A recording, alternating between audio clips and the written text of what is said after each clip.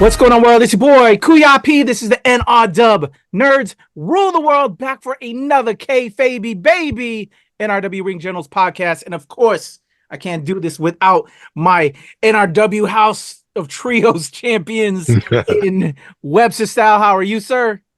I'm doing good. I'm still functioning, so I'm not complaining. I hear that, man. That's a good thing. That's a great thing, especially as old as we are. And of course, my man Sean Mongold, he ain't feeling none of this age yet. He's still working out, throwing up the thirst traps on Instagram about his workout routine. This guy don't know nothing about this age right here. Trust me, I took a nap earlier today, man. I don't know what it was about today, man. I got home and I was just like out. Like, wife was in a meeting and I was just like, dope. All right. Well, it's great to see y'all, gentlemen, as always. As y'all see from my background, our prediction happened, I guess. I was kind of 50-50. I wasn't going to believe until I saw it because, I still kind of want her to be with her girls over at WWE, but she is the CEO at AEW. How are y'all feeling vibes? If we can start off with Mercedes Mone out the break, man. She's finally here at AEW and got a new track, got new threads. Girls, man, bro, if she isn't the definition of like champion or just like the mold of just in fit in skills, we already know she got the skills, but in skills, in fit, in performance, and just everything. Yeah, that's it. The presence. Yeah, presence is everything, man. It's like that aura that just exudes like champion, like. It's so weird, right? Like, I think everything differs between every individual and like what makes a champion, right? Like everyone has like their thing, right? And I think that's like with everything. Like everyone always takes like all the subcategories of something and they're like, oh no, they really harp on this. Like if you look at football, they're like, oh, this guy's a really good defensive player and that's what it's about, defense, or vice versa. With wrestling, it's like, some people are more obsessed with like the amazing in-ring skills. As long as they have in-ring skills, they can be a champion. And, like, that's how you get, like, some of the people, that really aren't good on the mic, but they win championships because of that reason. Like, I feel like with Mercedes, you got, like, that, I don't know, it's like well-roundedness.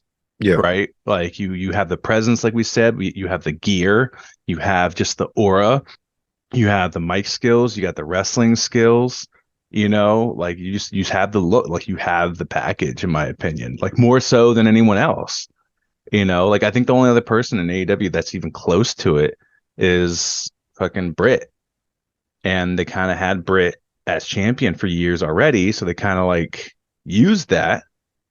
And then if you look at WWE, the only person that, or like that has that presence right now is Rhea. Yeah, no, and Bianca. And Bianca, but also like I don't know, like Bianca's trying to like do like the whole reality show thing and everything. I don't really know what they're doing. They might be doing like this weird kind of tension between Bianca and Naomi, because Naomi is starting to feel bad for Bailey and wanting to help her out, and Bianca's like, fuck that, which I love. I love that. I kind of like that though. I do. At the same time, it's cool. I'm curious to see what they go with it, but like it kind of makes her a heel Bianca in a way. Yes, right? Yes, which could be very interesting. It would be, because especially if they do like a Bailey babyface, like I don't know if they're going to do a true hugger, turnaround, but like the babyface Bailey, like, but that's another one. Bailey is like the gear, like the in ring, like the promo, like when she turned heel, you really got to see a new side of Bailey. And you're like, oh my god, like she's really good on the mic, because like when you're a baby face, if your name isn't Cody Rhodes, you're not getting a lot of mic time, right? So like you have to just come out there and like let your let your aura, like another one, Willow. Like Willow has like that aura, like that baby face, like doesn't really need to be on the mic that much to be a baby face, right? But yeah, man, I was super excited. Like the music was great. The gear was great. She had the gear change in the middle of the night, and then came out with a different gear at the end of the night to help out Willow. And then that story, like, and then we got to listen to the actual track on Spotify now, and like she's rapping on it. So like she's having the time of her life, So I can't wait. She's talking again tonight. I'm curious. Like, I'm pretty sure they're gonna like put her together with Willow, and do that whole thing, and maybe like have like the weird breakup with Chris and Stokely. And I don't know. We're gonna see what happens. So I'm super excited for it.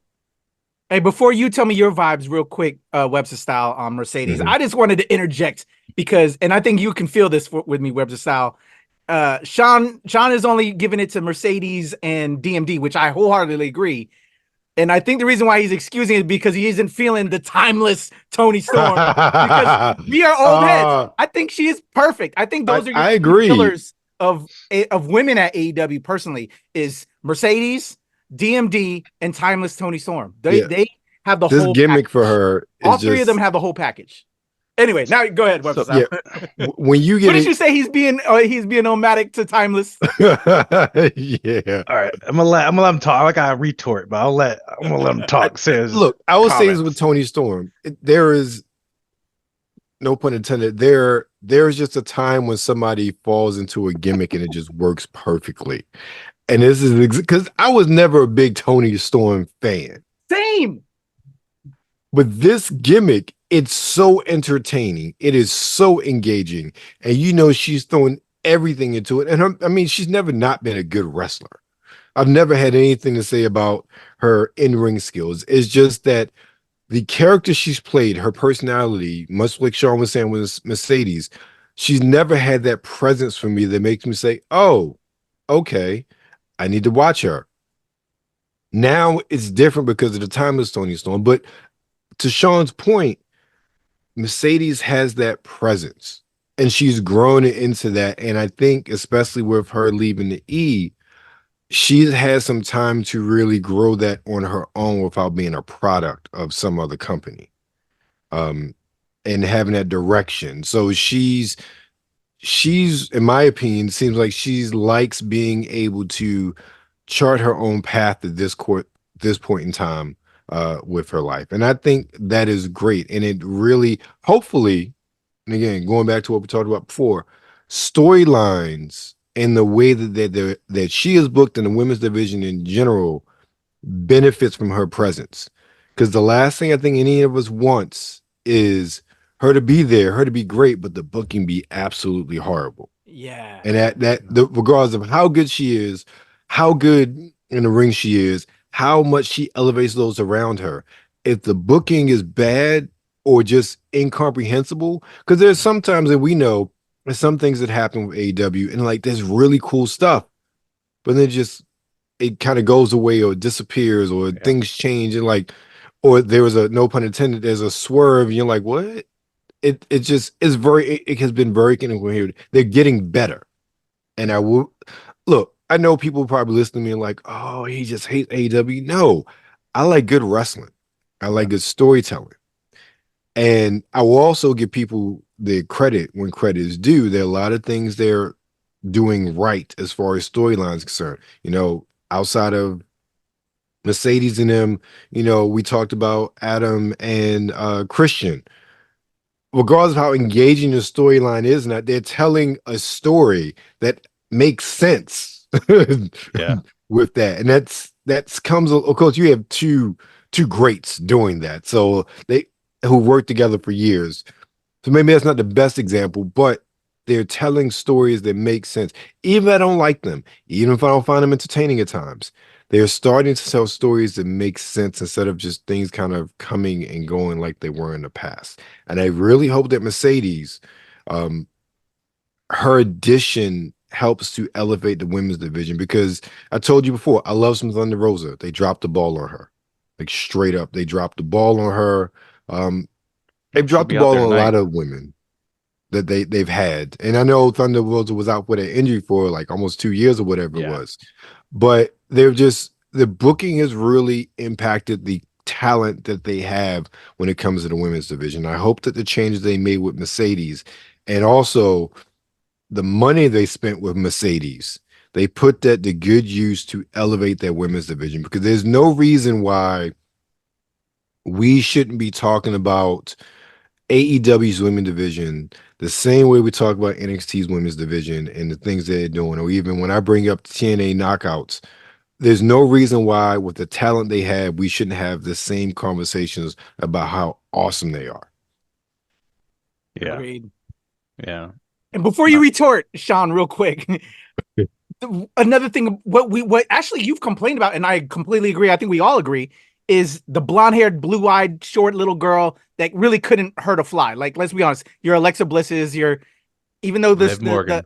I will give, Liv Morgan, even Julia Hart in a way. Yeah. Come on now. Yeah. She has an amazing look and great gimmick. It's amazing. Yeah. But come on now, we know she couldn't hurt a fly. Yeah. Sky Blue. But Timeless Toni Storm changes the dynamic. She was in that mold with that Mariah May is now doing, in the whole, skater punk, but blue. I love that combo, by the way. I absolutely love that combo. That was a good dupe. That was a good dupe the other week. That was a very good dupe. Wouldn't you say Timeless kind of changes that dynamic? Which also makes it intriguing. So, and that's my thing. Like that, definitely what I was saying. Like that was lightning in a bottle. Like that was like they took a chance on that gimmick. She went full force, and like I'll give her that. Like full force into a gimmick, really enjoying it. I don't, like I said, it doesn't resonate just because I don't know, but also like the story is just really weird. Like this, like kind of like prolonged feud with Deanna doesn't really make sense. Like Deanna just got signed. Like you're going after the main women's belt, for this long. Like it kind of, I don't know what I feel like I said, they might've been stalling for Sasha or Mercedes. But yeah, no, even before this gimmick though, like you said, like very great wrestler, had nothing against her wrestling wise. You know what I mean? Except for the finisher. I don't like the snap pile driver it doesn't seem like a finisher. Like it's just not this grandiose move. And it's kind of like, that was lackluster. Like you're doing crazier shit throughout the whole match. That looked like it should have knocked that person on their ass and down for the 1, 2, 3. So that's the one thing I don't really like. But yeah, I mean, the gear though, let me put it this way. When she first started doing Timeless Toni Storm, she was coming out in like these negligees, like these robes. Right. And the shit just looked cheap. The shit, but like I think that kind of works with it though. Even maybe even Maki was just like, that looks like a robe from Amazon. Like, and you look at your background photo, man. Like this shit right here that Mercedes has on, this looks hand embroidered. Like this looks custom made. Like this looks legit. No pun intended.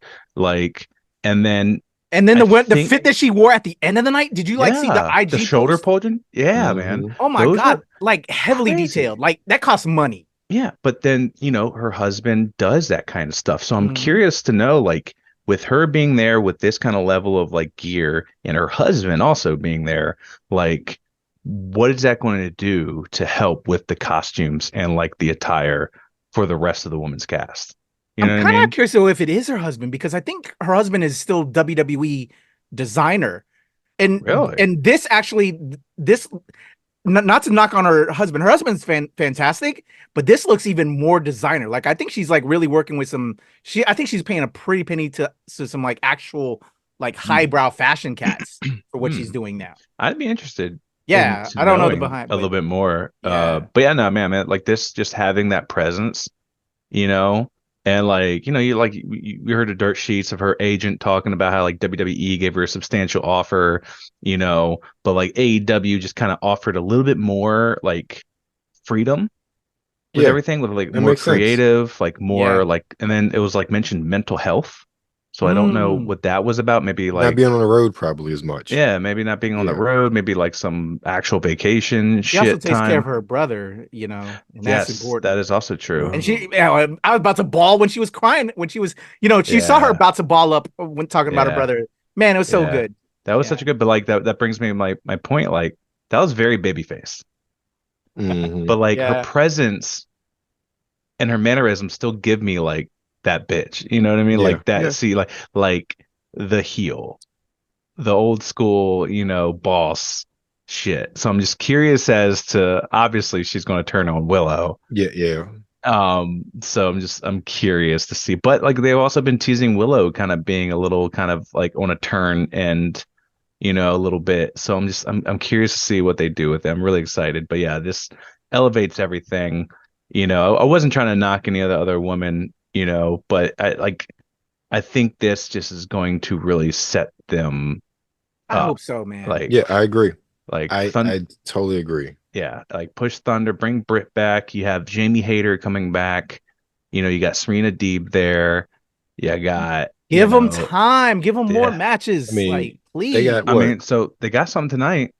They got because they got Rampage and Dynamite together. So they got Julia Hart and Sky Blue versus Willow and Chris, and then we get a segment from Mercedes tonight, and then we also get Timeless Tony Storm, Mariah May as Tony Storm versus Deanna and Thunder Rosa, because Thunder Rosa came out to save Deanna, which I don't know what the story is, but whatever. It gives Thunder some time, I guess. They do have history because Thunder challenged her in TNA for her championship. I think for the TNA knockouts as well as Triple H. I think she held both at the time. Yeah. Oh, interesting. Oh, I did not know that. Okay. Do they actually say that though?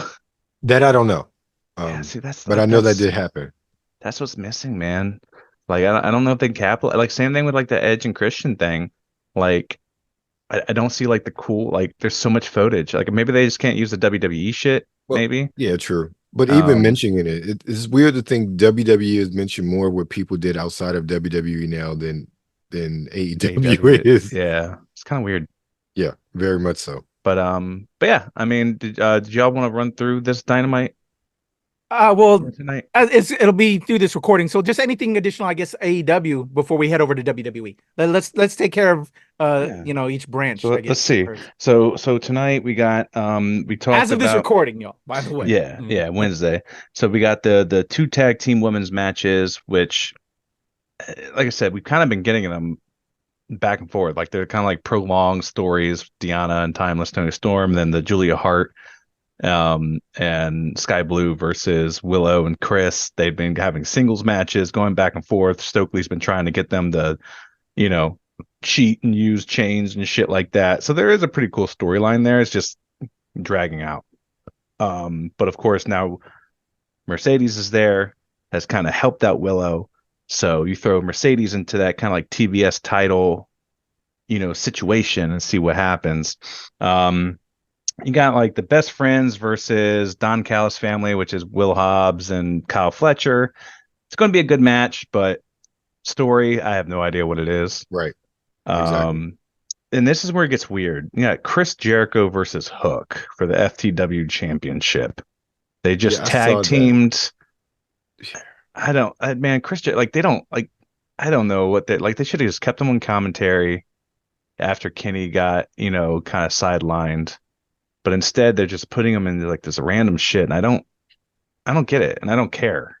Is he a draw anymore? I don't think he is. I don't mean it to be disrespectful to what he's done. Again, in the ring, we ain't talking about anything else. Yeah. However, I don't know.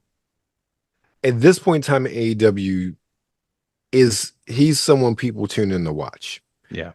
I don't think so.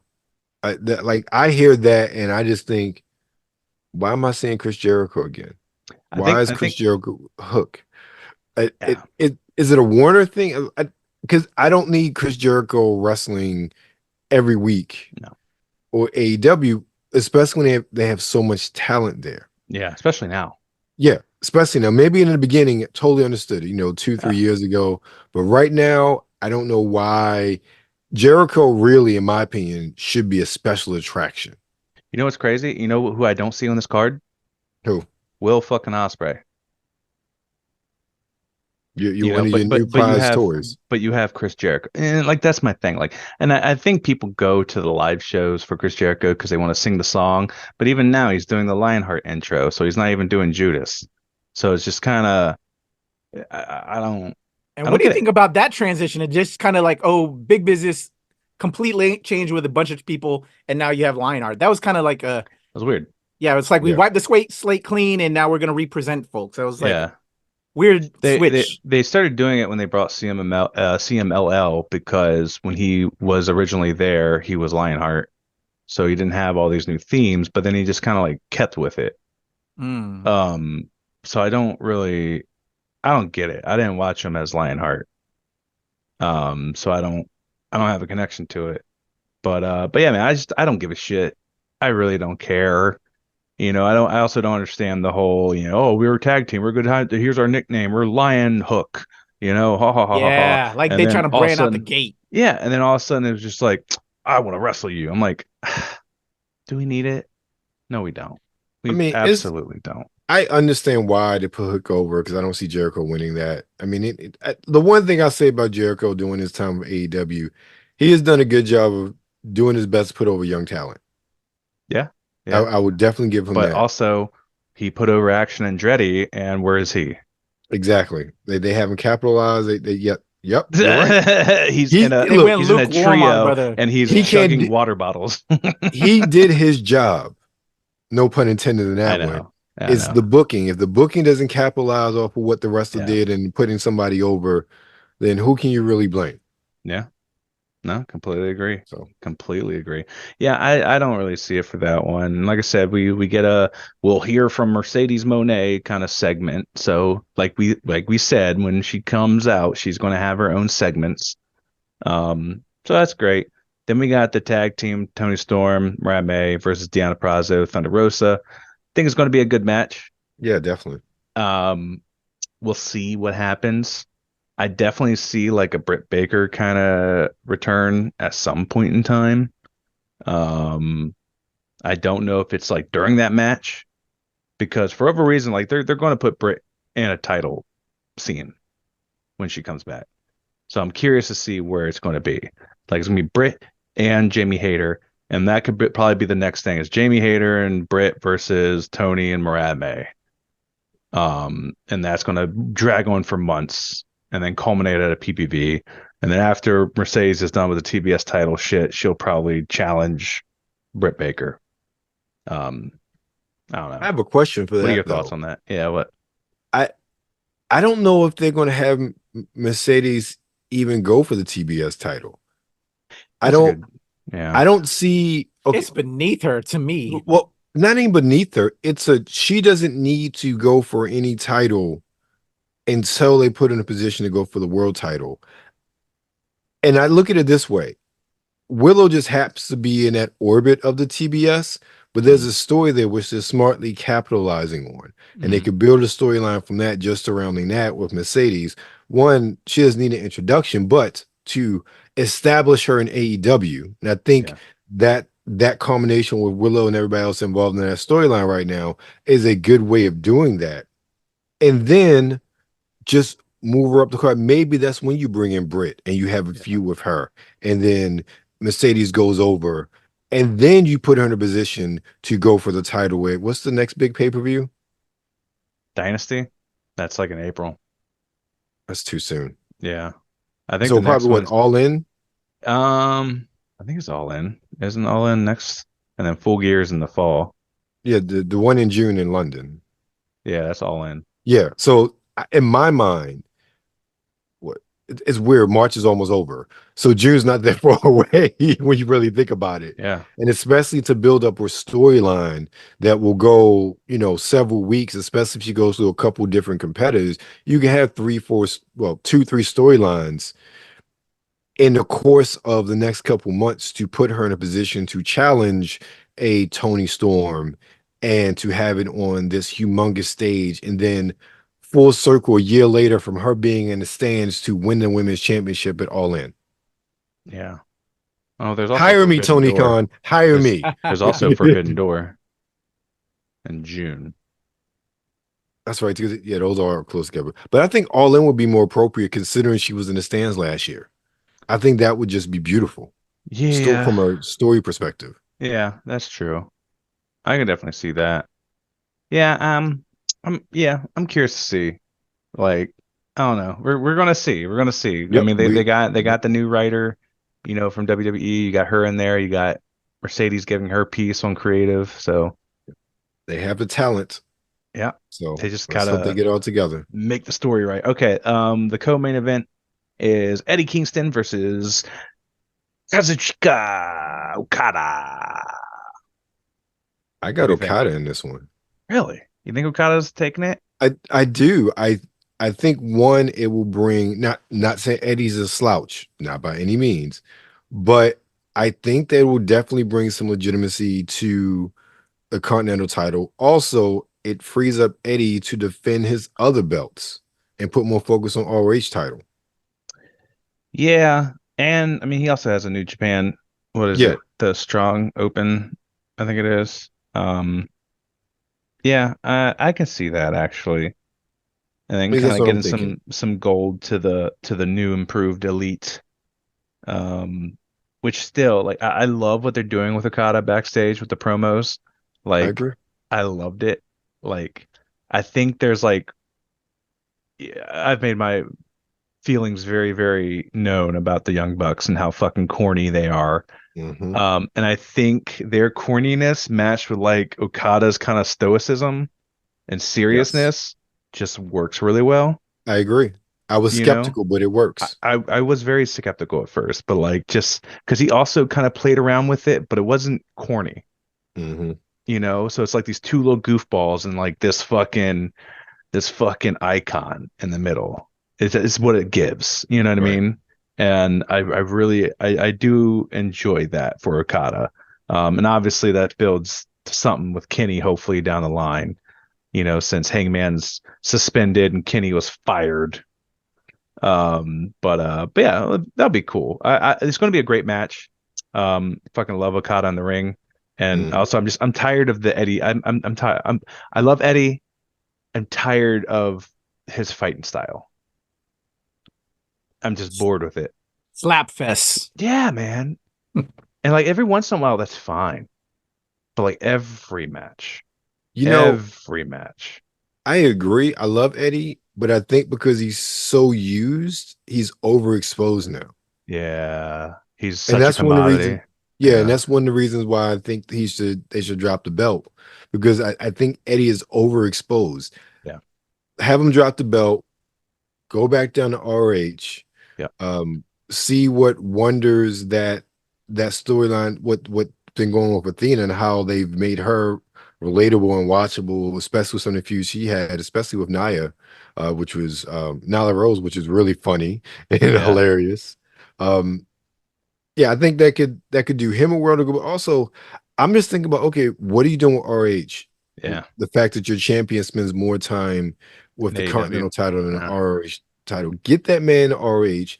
Let him put that company on his shoulders and let him run with it if that's what you want him to do with that title. And that's what they're not doing. Absolutely. I feel exactly that. But you hit the nail on the head. Like, we got Eddie Kingston every so often when he was first around before he was injured. And ever since he came back from injury and came back from New Japan after he did his little run, it's been every week. Yeah.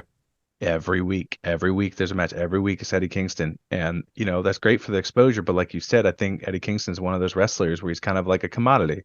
Yeah. Same with Orange Cassidy. Like, exactly. I love Orange Cassidy down. He's very entertaining in the ring, but like the gimmick gets boring when he gets overexposed like that. You know what I mean? And like you can only sell like an injury for so long where it's like, okay, like this guy's always hurt. This guy's always playing an injury. Whether it's shoot or not, like it's so I'm glad that he dropped the belt. But I'm glad Roddy has it. Like, that's fun. That's different. Something new. And then Kyle O'Reilly's back, had his great match last week. I don't know if you saw it, but like he looked great. He looked amazing. And like that's, like I said, I still like the in-ring wrestling. I like the storyline, and like obviously there is a story there because of their history, and I know it very well. Right. So like they don't have to harp on it as much, which is case by case, right? Because I know that story. But yeah, so I'm curious to see what they do with that. I hope Okada wins. I think that brings a weird dynamic to the Elite, and then sets up, more chances to win the belt. In my opinion. So we'll see what happens. How you feel about it, Pat? I don't have too many thoughts. But because we have again not too much time going on, I think we're good with AEW. Let's slide over WWE because we're prepping for in less than 2 weeks, right? WrestleMania. Well, one quick thing. We didn't talk about the Adam Copeland Christian Cage, which is the main event. So saw who Spiky was. I'm really excited for this. I hope they give it to Adam Copeland. I don't know what they're going to do with it. They dragged it out. That's all my piece. Like, I'm super excited for it. It's going to be a bloody, bloody mess. It's going to be a crazy I Quit match. I can't wait. I'm super excited. And I agree with Sean in everything he said, literally. All right. Well, there we go. You agree. So let's slide over to WrestleMania, y'all. Well, not WrestleMania, but WWE. We have the build-up with, the Usos, Yeet versus no Yeet, and everything else.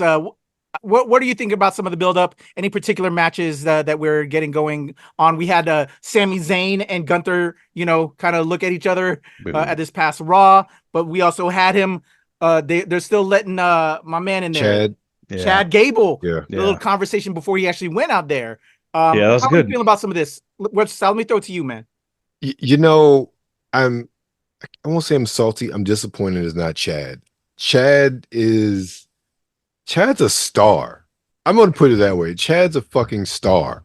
I don't curse too much on here, but he is. And the fact that it's not him in WrestleMania, it breaks my heart. I love Sammy. And I'm glad that Sammy gets the rub and the shine that he gets. But I think it's going to be a great, entertaining match if it stands the way it is with Sammy and Gunther. The only problem is with this matchup, not saying I don't see Sammy. I don't want Sammy to win. I just don't. I feel that too. I just don't. Because I just thought that the matches that Gunther and Chad put on, like that was the perfect opponent, wrestler for wrestler, ring general versus a ring technician, someone who's all about the mat, and to have him beat Gunther, beating him at his own game eventually. Sammy, I love him in the ring. That's not Sammy. That's not his stick. So I'm a little disappointed, but I'm still excited for the match because these are just people who I know who are going to give a really good match and give 110%. So that's what I say about that. All right. And any other this before I throw it, or do you want to go on this one, Sean, before we switch over to real quick. I want to say that I do enjoy how WWE's been picking up on like backlashes against booking decisions and kind of adding that to the story, because like you just said, Chad kind of came up and had that confrontation with Sammy, and it was because of the backlash. It was because people wanted Chad. If there wasn't a backlash, that wouldn't have happened. You know what I mean? And like they've been doing that a lot, I mean, especially with like The Rock and Cody, like that whole thing. If there wasn't a big backlash, we'd still be getting Rock versus Roman at the main event of WrestleMania this year. Same thing with Candice LeRae screaming at Maxine Dupree the other week because people were booing Maxine for wrestling, and they're trying to give Candice this big turn. Like they're playing to these real life scenarios and reactions and like adding them into the story. So I really enjoyed that. Other than that, I mean, I agree with Love's style. Like I'm a little disappointed it's not Chad. It's gonna be a great match. Sammy came out on Monday this week and cut a great promo. Yeah, like he's great on the mic, and it kind of sucks. I want to see him win a belt. I do. I want to see him win the singles belt, and he's not getting the big belts because there's so many people up there. So it kind of sucks that the mid card belt is taken over by such a monster of a fucking person and a character who's also had it for close to 2 years. But we'll see what they decide at WrestleMania. I mean, we still might get the three-way that we talked about last week with Chad getting thrown in. Might not, but we'll see what they go with. Got you. All right. How about Yeet? No Yeet, the Usos. I have to tell y'all, ever since they were talking about it, and we've been all watching. It's been Bloodline. We know there's our feelings on that. I know there's varying opinions on Bloodline. I fucking love the Bloodline, but I have to say I'm excited for it. But at the same time, I don't know if I wanted it this quick. Yeah, I wanted more breathing room to really build it, and it feels very rushed. Agree. Absolutely agree. I just thought it was going to be for a belt. That too. Yeah, I fully agree with you. You know, they both, obviously, they're twins, they're brothers. You know, they can put the emotion in there, you know, especially with all the Bloodline shit back in the day. that we talked about. Like they're good at the cutting the promos and showing emotion. And this is also like they said, like they wanted this match. But yeah, I think this was very rushed. I think they literally could have saved this for another WrestleMania. Because there's already so much shit happening, especially involving the bloodline already. You know, like I don't know. It's very weird to me. I would honestly, without Seth Rollins, like in that picture, I would have loved to see Cody and Jay versus Roman and fucking Rock. Yeah. I would have loved to see that, and that's how you get Jay in there. And then Jimmy, maybe have a match somewhere else or kind of interferes, or at least he's ringside. But like, obviously they want to do so is there. But like, I think this was, I don't know. I think there was a different way to go, and they put their foot down somewhere else. But yeah, me and Maki, we got our yeet and no yeet shirts. We're ready to wear them at WrestleMania. We're gonna go crazy. It's gonna be a great match still. And the storyline's obviously there, but yeah, I do wish they would have let it fester a little bit longer. Yes.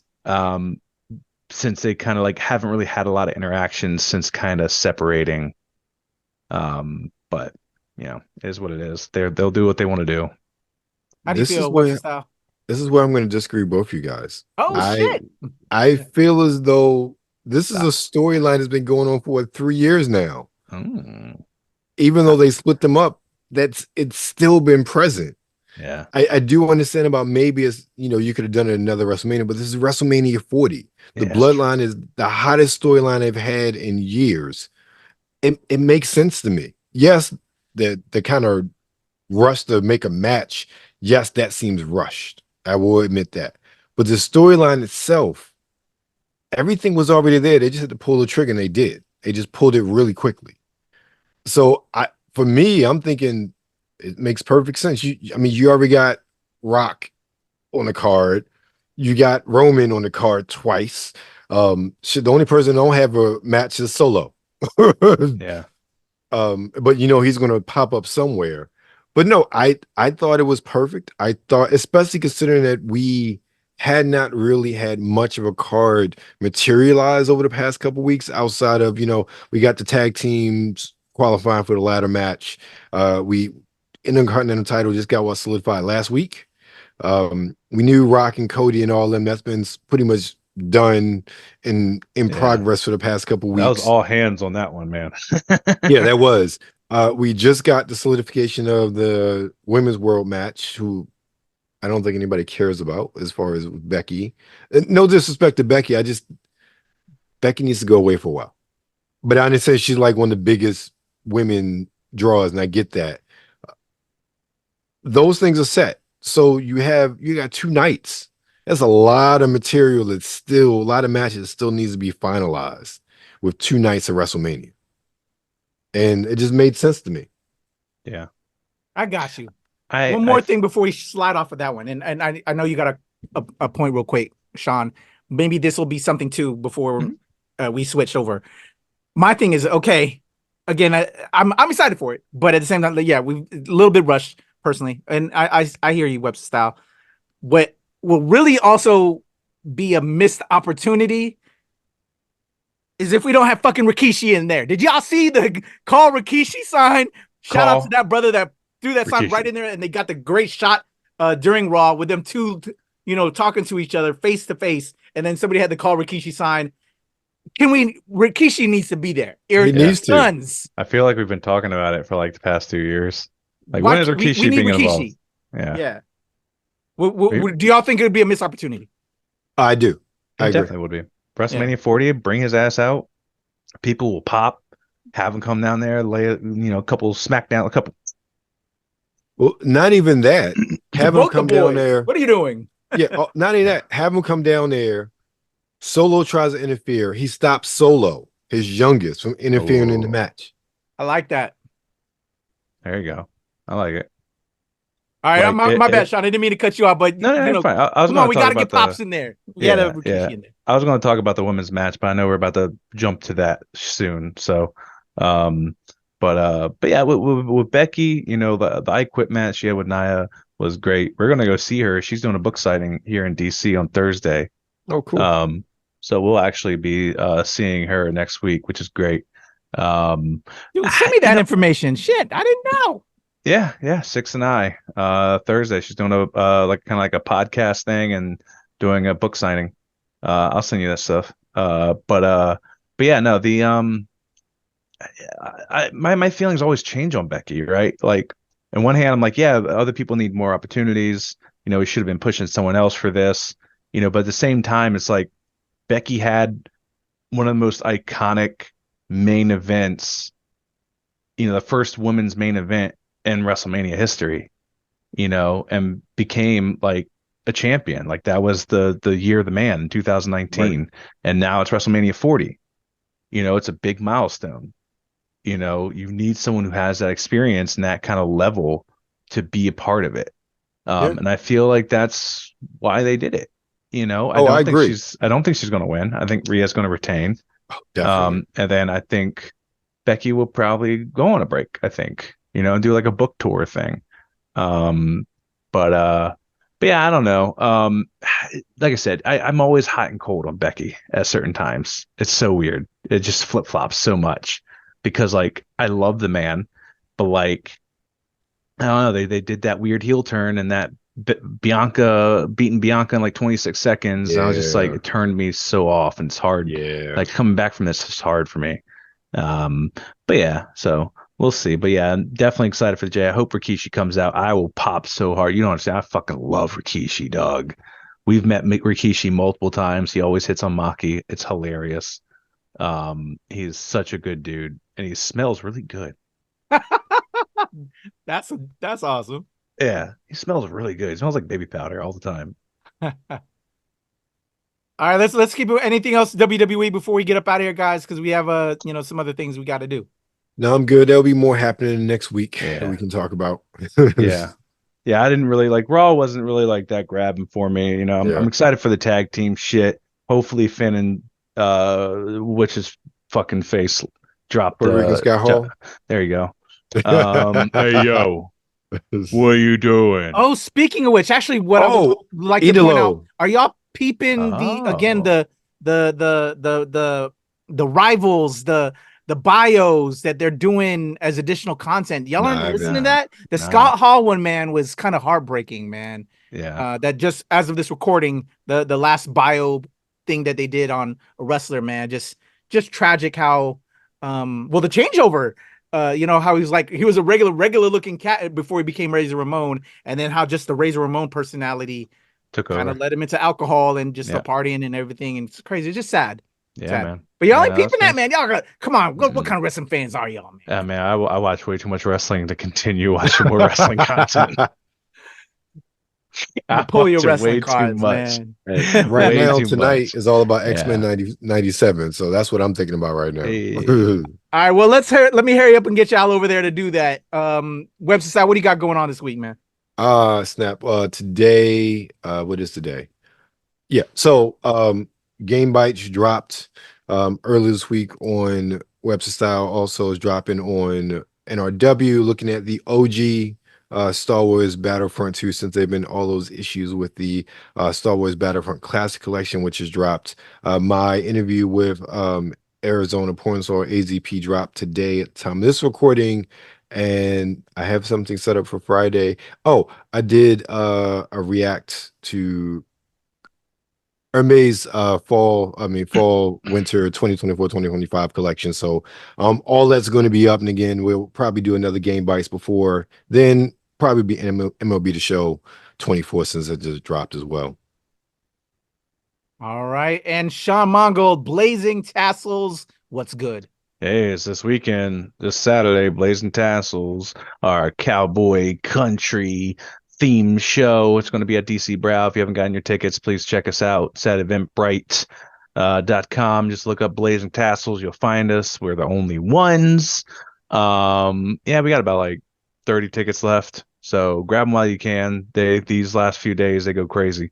So yeah, come check us out. And then next month we have a different one, which I'll update my background for that.